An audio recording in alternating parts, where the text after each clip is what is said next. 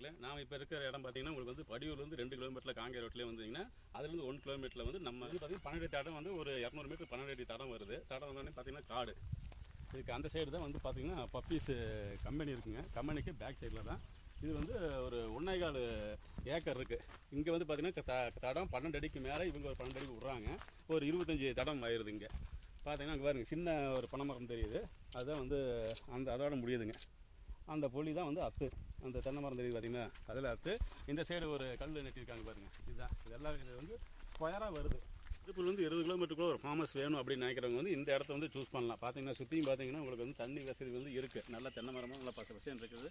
சுற்றி தண்ணி வசதிகள் இருக்குது. போர் போட்டு நம்ம வந்து ஒரு பர்சனல் யூஸ்க்கு வந்து ஒரு ஃபார்மஸ் மாதிரி நம்ம இருக்கிறதுக்கு வந்து ஒரு சிறந்த இடம்.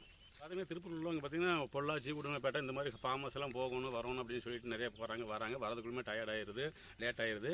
அவங்களுக்கு உண்டான இந்த இடம் பார்த்தீங்கன்னா உங்களுக்கு